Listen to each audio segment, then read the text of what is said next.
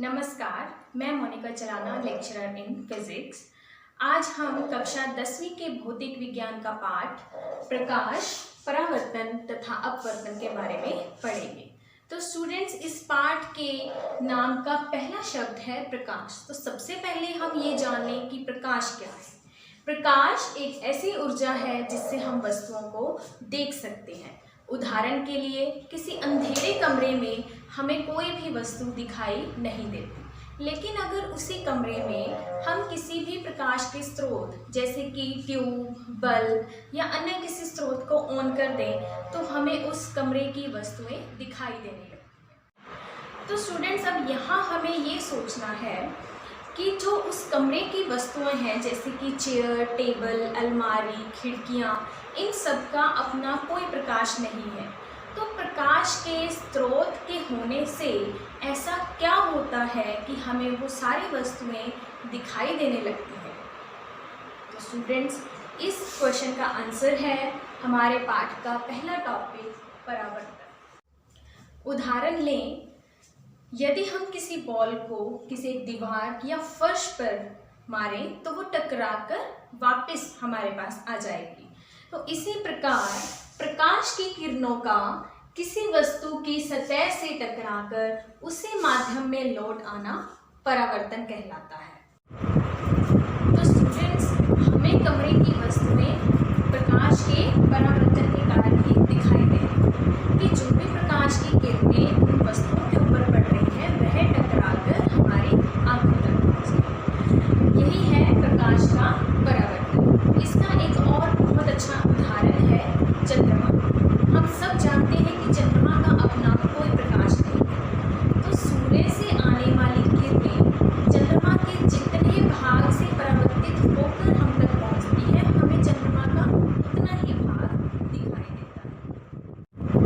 इसका एक और उदाहरण है समतल दर्पण। समतल दर्पण के आगे खड़े होने से हमें जो प्रतिबिंब दिखाई देता है वह भी किसके कारण है? प्रकाश के परावर्तन के कारण, क्योंकि जो प्रकाश की किरणें हमसे टकराकर समतल दर्पण पर पड़ती है वह टकराकर वापस हमारी आंखों तक पहुंच गई। तो स्टूडेंट्स, हम इस पाठ में विभिन्न प्रकार के दर्पणों से होने वाले परावर्तन के बारे में पढ़ेंगे। हम जानते हैं कि समतल दर्पण एक कांच की पतली परत होता है जिसके पीछे एक चांदी रंग की कोई कोटिंग की होती है जिससे कि प्रकाश उसके आर पार ना जा पाए। तो इसे हम इस तरह दर्शाते हैं। इसे एक पतली सीधी लाइन से दर्शाया जाता है और इसी के एक साइड हम इस तरह से लाइनें बनाते हैं। जिस साइड ये लाइनें बनी होती हैं यह दर्पण का पिछला भाग होता है और यह जिस साइड यह समतल है वह इसकी परावर्तक सतह है। परावर्तक सतह यानी कि प्रकाश की किरणें इस सतह पर आकर टकराएंगी और यहाँ से वापस उड़ेंगी। यदि हमने इस दर्पण के में अपना प्रतिबिंब देखना है तो हम इसके इस साइड खड़े होंगे, ये उसका पिछला भाग है। अब हम कुछ जरूरी टर्म्स के बारे में पढ़ेंगे। तो इसमें सबसे पहले है आपतित किरण। आपतित किरण क्या है? प्रकाश स्रोत से किसी दी गई सतह पर पड़ने वाली किरण। मान लीजिए यह मैंने समतल दर्पण बनाया है, जिस साइड यह तिरछी लाइनें आपको दिखाई दे रही हैं यह इसका पिछला भाग है। तो प्रकाश की किरणें इस साइड से इस दर्पण के ऊपर पड़ेंगी। तो इस दर्पण के ऊपर पड़ने वाली किरण, इसे हम क्या कहेंगे? आपतित किरण।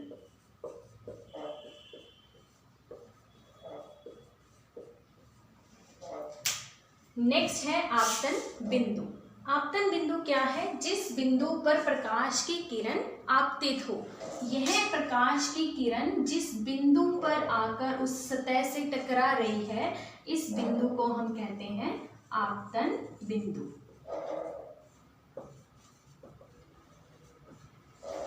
नेक्स्ट है परावर्तित किरण।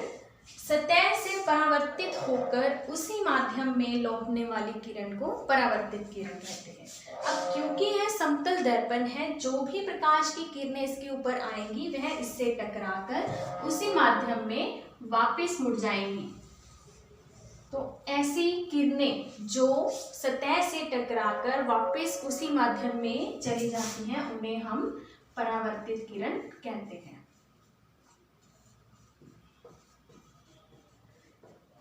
नेक्स्ट है अभिलंब। अभिलंब क्या है? आपतन बिंदु पर लंब। लंब यानी कि एक ऐसी लाइन जो इस पॉइंट के ऊपर 90 डिग्री का कोण बनाए, इसे हम कहेंगे अभिलंब।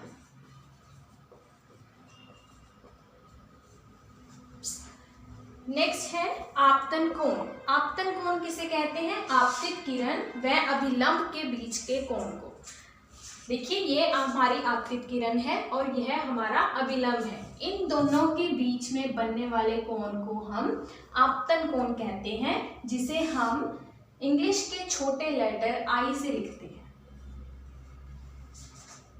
नेक्स्ट है परावर्तन कोण। परावर्तित किरण व अभिलंब के बीच के कोण को परावर्तित कोण कहते हैं।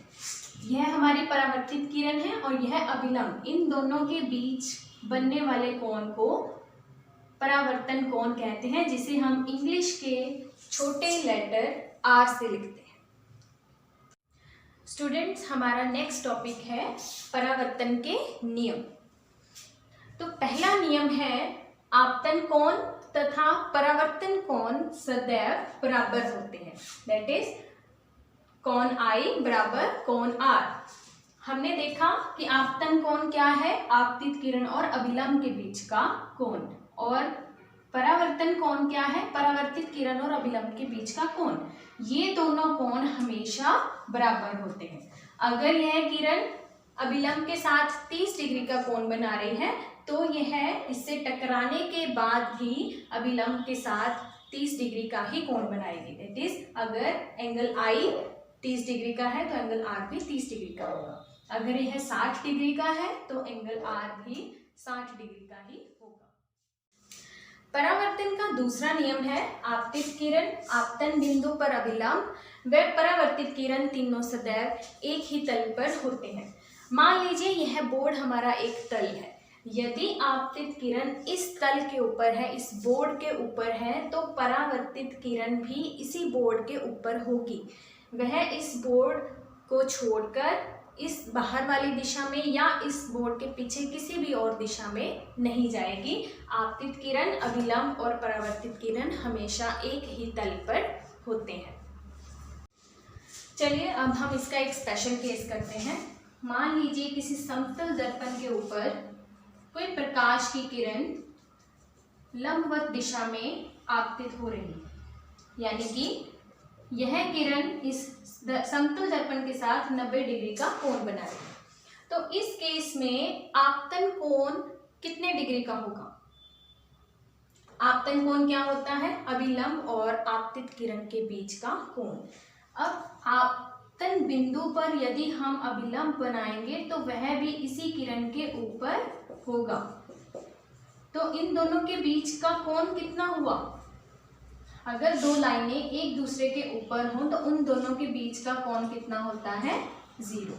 इसलिए यहाँ आपतन कोण हुआ 0।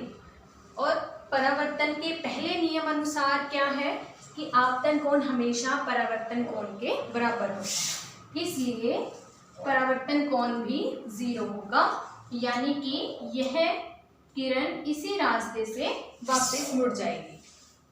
तो इससे हमें क्या पता चला कि समतल दर्पण पर यदि कोई किरण लंबवत आपतित होती है तो वह उसी दिशा में वापस मुड़ जाती है।